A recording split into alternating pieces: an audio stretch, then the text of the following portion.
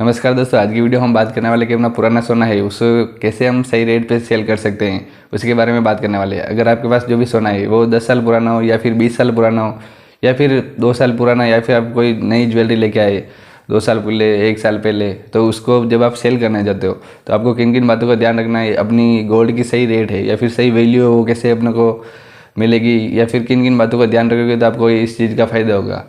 मैं न तो ज्वेलर्स के बारे में बात करने वाला हूँ या फिर नई कस्टमर के लॉस की बात करने वाला हूँ। दोनों के अंदर सामंजस्य जोड़ने की ज़रूर बात कर रहा हूँ, क्योंकि दोस्तों की न तो ज्वेलर्स को लॉस हो नई कस्टमर को लॉस हो, तो उसी के बारे में बात करने हैं।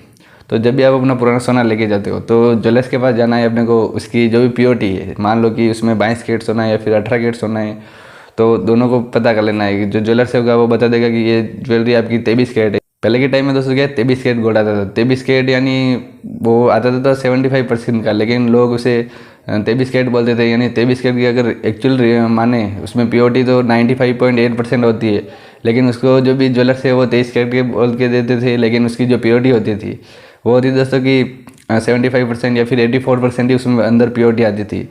तो अगर आप जो भी ज्वेलर्स के पास जाइए उसकी रेट निकाल दीजिए कि क्या रेट है। अगर आपके पास 2 ग्राम सोना हो या फिर 2 तोला सोना हो या फिर 1 तोला सोना हो, तो रेट निकालने के बाद आपको पता चल जाएगा कि हाँ हमारे पास 1 तोला सोना है, उसकी क्या रेट आ रही है, ये रेट आ रही है।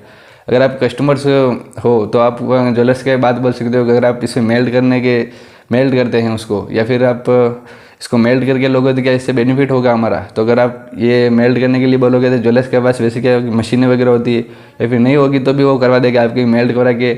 और उनको पूछ लेना कि मेल्ट करवाने से हमारे और बेनिफिट हो सकता है या फिर नहीं। तो वो बोलते हैं कि हाँ हो सकता है, क्योंकि वो थोड़ा बहुत ऊपर नीचे लेके ही चलते हैं, क्योंकि उनको लॉस हो जाता है। अगर आप मान लो कि उसमें आपकी 23 कैरेट गोल्ड ज्वेलरी है, उसमें 23 कैरेट की स्टैम्प लग रही है। एक्चुअली अभी तो हॉलमार्क वगैरह आ गया है, जैसे 22 कैरेट होगी वो भी 916 यानी हॉलमार्क वगैरह उसमें लग रहा होगा, HID भी होने लग गया है।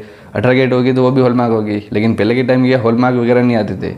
तो उसको मेल्ट करने से आपको भी ये फ़ायदा होगा कि जो भी गोल्ड है उसकी एक्चुअल प्राइस है वो, या फिर एक्चुअल जो प्योरिटी है वो अपने के सामने आ जाएंगी। तो मेल्ट करते थे उसमें दोस्तों की अगर वो डायरेक्ट लेके ज्वेलर्स, तो उनको थोड़ा बहुत जो गला थे उसको मेल्ट करते हैं, उसमें थोड़ा बहुत उनको लॉस होता है। अगर आपके सामने ही अपन वो मेल्ट करेंगे तो आपको जैसे कि 150 मिली या फिर 100 मिली का भी आपको डिफरेंस है वो देखने को मिल जाएगा। लेकिन उससे ये होगा कि अपनी जो गोल्ड की प्योरिटी एक्चुअल वो अपने को मिल जाएगी। और इससे ये बेनिफिट होगा कि जो भी ज्वेलर्स है वो अगर मेल का आपको उसके अंदर ज़्यादा पैसे काट रहा होगा, या फिर 100 मिली काट रहा है, 200 मिली मेल काट रहा है, यानी उसके अंदर जो भी अगर वो ज्वेलरी अपन पहनते हैं उसके अंदर मिट्टी वगैरह चली जाती है। तो अगर 100 मिली काट रहा है तो 200 मिली काट रहा है, तो अगर आप मेल्ट कराओगे उसमें 50 मिली का हुआ तो 150 मिली का आपको बेनिफिट है, या फिर आपको उस चीज़ का नुकसान नहीं है। तो अपने को जो भी गोल्ड है वो मेल्ट करा देना है। मेल्ट करवाने के बाद ज्वेलर्स को जो प्योरिटी होती है उस हिसाब से ज्वेलर्स को पूछ लेना है कि अब बताइए कि इसके जो भी अपने पास जैसे 1 तोला सोना है तो उसकी ये प्योरिटी आ रही है 75% है या फिर 85% आ रही है, तो अब बताइए कि इसके कितने पैसे बन रहे हैं।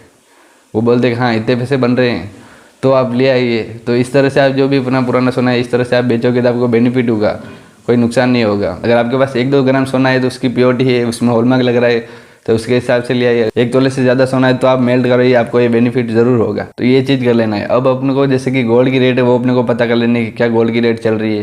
जैसे मान लो कि आज के टाइम पे गोल्ड की रेट है वो 1,15,000 रुपये चल रही है, तो 92 की यानी 92,000 जो भी 22 कैरेट की गोल्ड रेट वो हो गई। अगर प्योर की रेट माने तो यानी 1,00,000 रुपये अपन मान के चलते।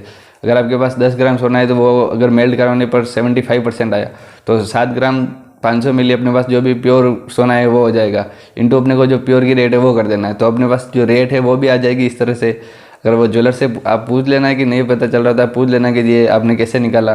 तो इससे कि आपका एक बेनिफिट ये होगा कि आपको एक्सपीरियंस हो जाएगा।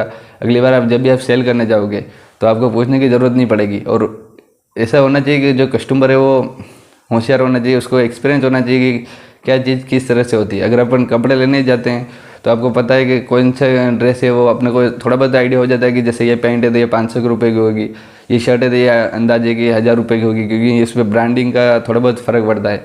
लेकिन थोड़ा बहुत तो वो भी कमाएंगे, तो इससे उससे ज्वेलर्स को भी नुकसान नहीं है और अपने को भी नुकसान नहीं है। तो इस तरह से अपना गोल्ड है वो सही दाम पे अपना सोना बेच के और सही पैसे और सही रेट अपन मिल जाएगी अपने को। तो इस तरह से अपना सोना ज़रूर बेचे।